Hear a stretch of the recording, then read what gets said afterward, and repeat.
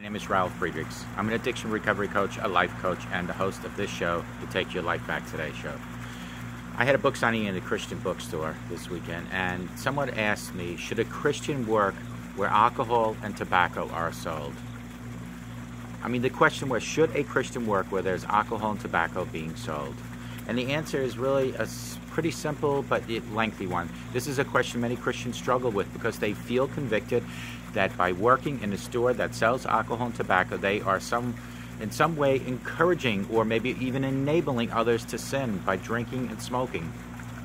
While the Bible is silent on the subject of selling alcohol and tobacco, there are scriptural principles that can be applied to this particular question.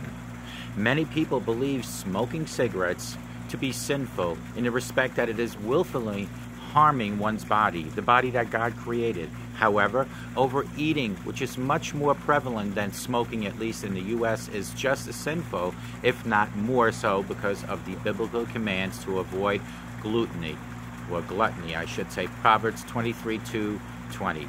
Do not join those who drink too much wine or gorge themselves on meat. For the drunkards and the glutton become poor, and drowsiness clothes them in rags. Does this mean that the restaurant waiters and the fast food employees are causing others to sin by selling rich, fattening foods to their customers?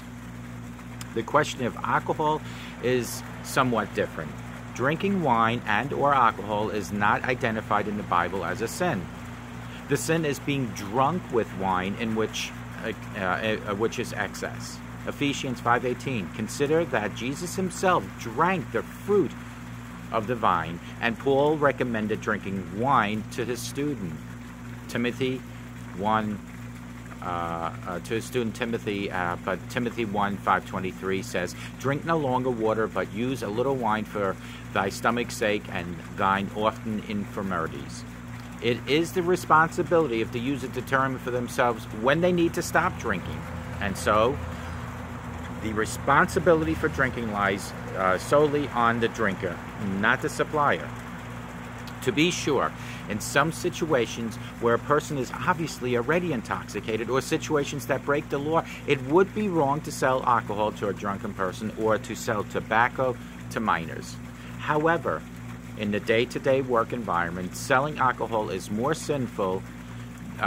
more sinful than working in a grocery store.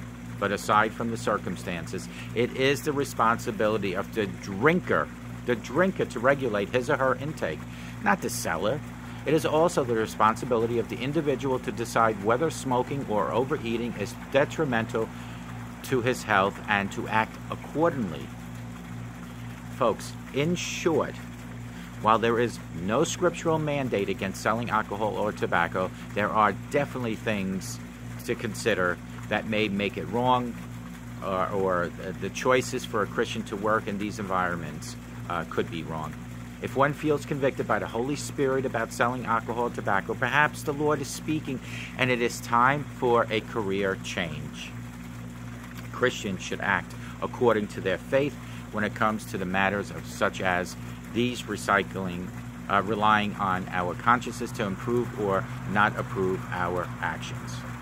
Paul addresses the same principle regarding whether it is, or maybe even when it was proper for believers to eat food sacrificed to idols.